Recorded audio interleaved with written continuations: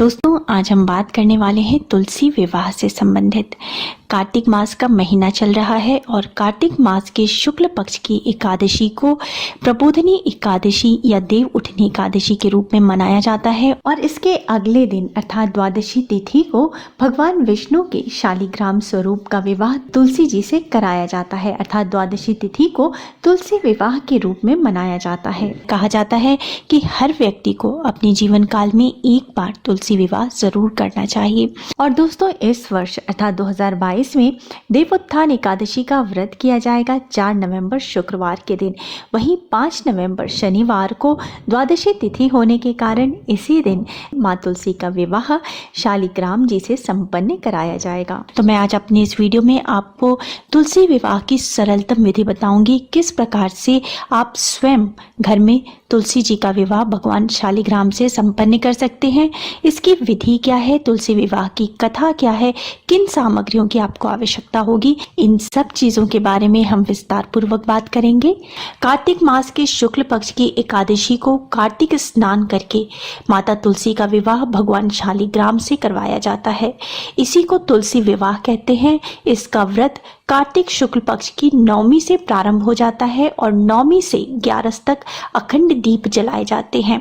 दोस्तों, माता तुलसी माँ लक्ष्मी का ही एक रूप मानी जाती हैं। तो अगर देवोत्थान एकादशी के दिन भगवान विष्णु और माँ लक्ष्मी की विधिवत पूजा अर्चना की जाए और द्वादशी तिथि को भगवान शालिग्राम का विवाह माँ तुलसी के साथ विधिवत संपन्न किया जाए तो इससे भगवान विष्णु के साथ साथ माता लक्ष्मी की भी कृपा सदा जीवन पर बनी रहती है।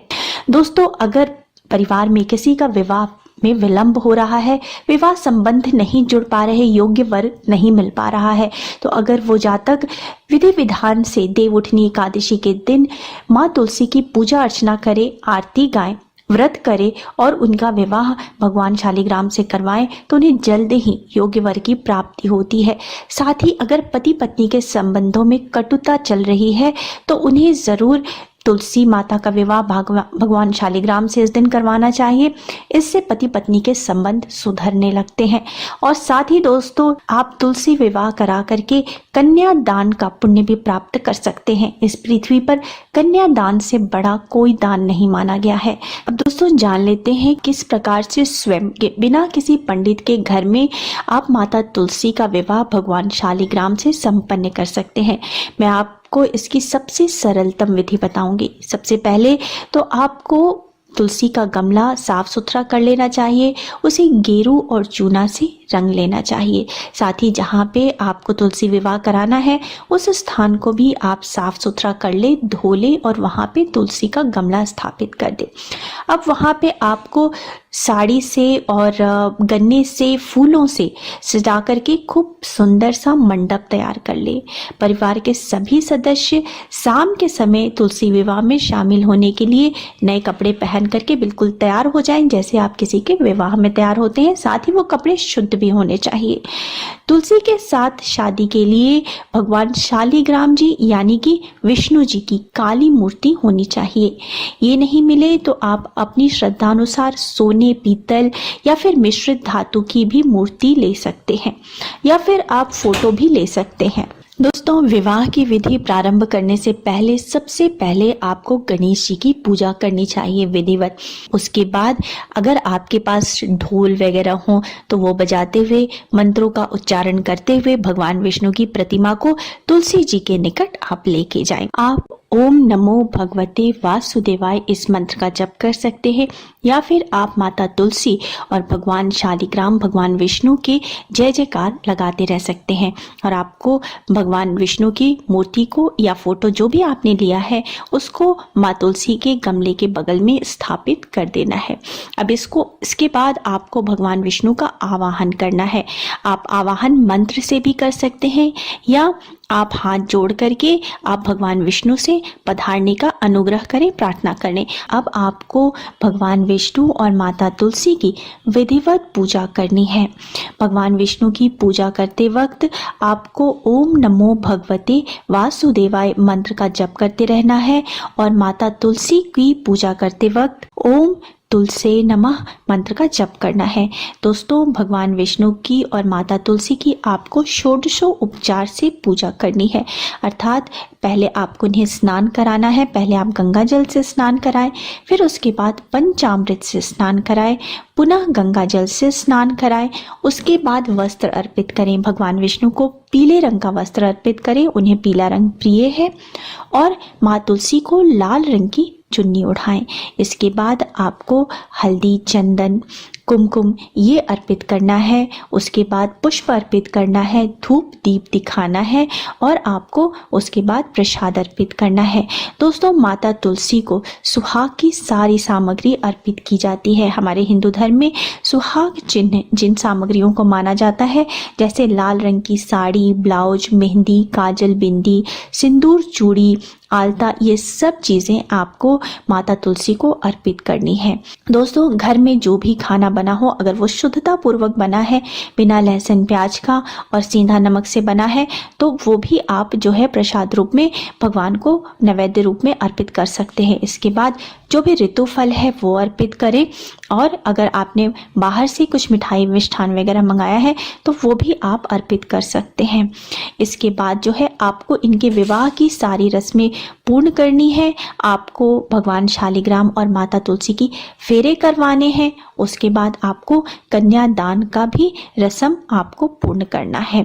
दोस्तों, कन्यादान का संकल्प लेते हुए आप बोले, हे परमेश्वर, इस तुलसी को आप विवाह विधि से ग्रहण कीजिए।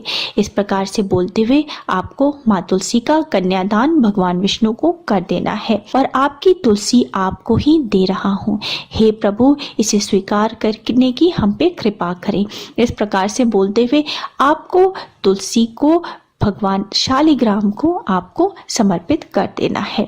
इसके बाद दोस्तों, आपको भगवान विष्णु और माता तुलसी के मंत्रों का जप करना चाहिए, पुरुष सूक्त का जप करना चाहिए, विष्णु सहस्त्र नाम का पाठ करना चाहिए, और इसके बाद कपूर से और घी के दीपक से आप भगवान विष्णु और माँ तुलसी की आरती गाएं। इसमें परिवार के सभी लोग सम्मिलित हों तो ये सर्वोत्तम है। और दोस्तों, इसके बाद आप क्षमा प्रार्थना अवश्य करें कि पूजा में अगर कोई गलती हुई हो, त्रुटि हुई हो, तो भगवान उसके लिए क्षमा करें, हमारी पूजा स्वीकार करें, और हमारी पूजा का शुभ फल प्राप्त हो, हमारी मनोकामना पूर्ति हो, ऐसी हम पे कृपा करें। इसके बाद दोस्तों, जो प्रसाद आपने भगवान को अर्पित किया है, जो भोग लगाया है, वो प्रसाद रूप में सभी में वितरित कर दे।